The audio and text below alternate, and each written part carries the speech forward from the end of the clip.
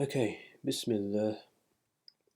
So, in the last couple of videos, I've outlined the map of the soul using a mythical and poetic description. That the spirit is the ground of your being, the inmost essence, darkness, which is the essence and root of everything else. Like a tree, the spirit is the ground or the seed from which the branches are fracturing forth. Because the self, the soul, and by the soul we really mean the self from a very holistic, systematic, and total perspective. The self is ordered and organized in a series of spheres. You have a mental dimension, a physical dimension, a spiritual dimension, and in each of these dimensions you have so many other sub-dimensions and sub-faculties, and so on and so forth. But what we need here is a system to make sense of the immense, or what is otherwise the immense complexity of the self. Because any work which begins in complexity begins therefore in confusion, and confusion will only beget confusion. So that which begins in a confused, disordered, disorganized state will only lend itself unto a work or a result which is similarly disorganized. And we see that so often nowadays, especially, for example, if you take a look at modern art and architecture. I'm not denying that there's a beauty in it, there can be a beauty and a meaning in it, but overwhelmingly, modern art is less organized. Overwhelmingly, the results of the modern artistic process give rise to forms and to shapes which don't have the same symmetry, coherence, pattern, organization, systematicity, and helicity which ancient or medieval artwork does. And that's because the very ground from which this artwork comes forth from is confused. That is the modern mind. The modern mind, the modern zeitgeist, the modern soul is in a disturbed state, and therefore the works which it gives rise to are similarly disturbed. So if you seek the organization of yourself, if you seek the ordering, the coherence of yourself, and if you seek peace, if you seek inward peace, then ultimately what you ask for is coherence. What you ask for is foundation. What you ask for is strength, because peace is found in inward totality and inward completion. One is at peace when he is rested, when he is balanced. I'm thinking about a physical object is at peace when it's at rest, right? Otherwise, it's in a state of agitation. That doesn't necessarily mean motionless. I think really what I mean is equilibrium. For example, something in, like a planet in a circular or elliptical motion is at peace. It's a very stable motion. It's a peaceful motion. But something flitting and flittering around and really agitating, like a wind or a leaf blowing in a very stormy wind is going to flitter everywhere. It's chaotic, it's disturbed. Peace is to do therefore with a completion and a coherence and a symmetry and a stability.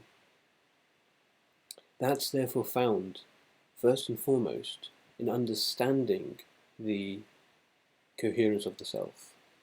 That's what I hope I've tried to give, at least a symmetrical outline, with the idea of the spirit as this deep source, silence, darkness, the inward essence and hiddenness, that within this matrix or within this ground and seed and essence of the spirit there's a mental force. The mind is an emanation and outpouring of thinking, of illumination, and expansion and growth of ideas which branch outward and crystallize into matter and therefore become the body, which therefore is structured upon the scheme of this generation, which is therefore like unto a tree.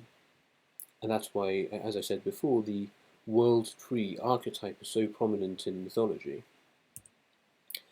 What I want to do now is to introduce, or rather put this all together and kind of now embody what we've said theoretically in these previous pages, to embody this practically speaking, which is to come into the center, which is the heart.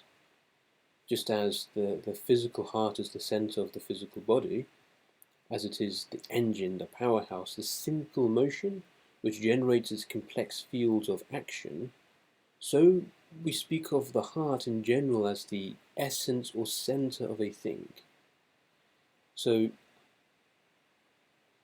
the heart's not the spirit per se, because the spirit is the seed of the tree, of your body, of yourself. Now the tree can't come back into the seed. I mean, unless it destroys itself and literally, in a process of destruction, comes back down. But when we speak of ego death, of course we don't literally mean a physical death. When we speak of coming back down to the ground of the spirit, we don't mean a destruction of what is thereupon. That's not what we mean.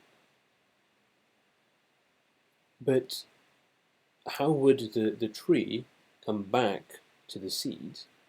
Well, you see, any plant is come from a seed, but also produces a seed. It produces a seed. It contains itself in itself.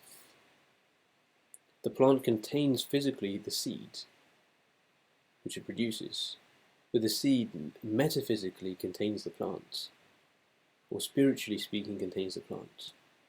So in your body, you physically contain your heart, but in spirit, your heart contains you. So what we mean by the heart is your spirit insofar as it is inside of the matrix of yourself. And the work of the heart, therefore, is, well, it is another word, perhaps a slightly more accurate or literal word, for spiritual practice. All spiritual practice is the work of the heart. Because if spiritual practice is about coming back to the spirit, in which foundation and rest and peace and serenity and wholeness and totality is found, well, it is through the heart, because the heart is where the spirit lives in you. So over here there are many more questions which come up. They're not new questions per se. I think we are really making progress here, but rather all the previous questions we had, whatever questions we had all the way at the beginning concerning how do I find meaning, how do I find happiness, how do I find peace, how do I find healing, wherefore do I live, where do I go? All these existential questions which become translated anew into the language of spirituality, if we understand know thyself. Right, this is the journey we came on. These questions of the existential questions, by this ancient principle of know thyself, were translated into spiritual questions concerning the map of the self, the map of the soul.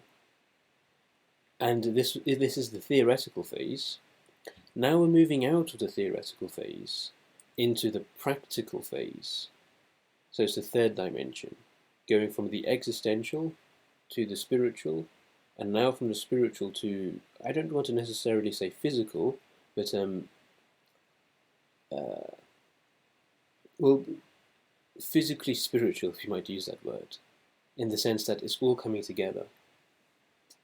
So now, all these theoretical questions about what is the self, i.e. knowing thyself, I here become practical questions of how do I come into the center of myself?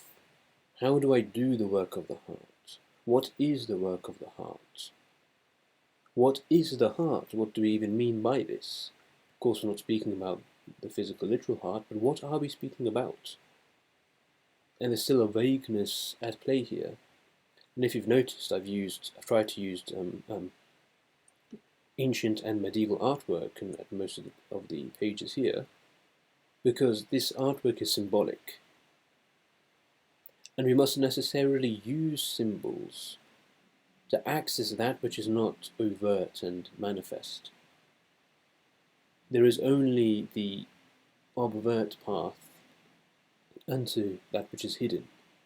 the hidden by definition cannot be brought to light. What is being brought to light is a symbolic account of these spiritual mysteries.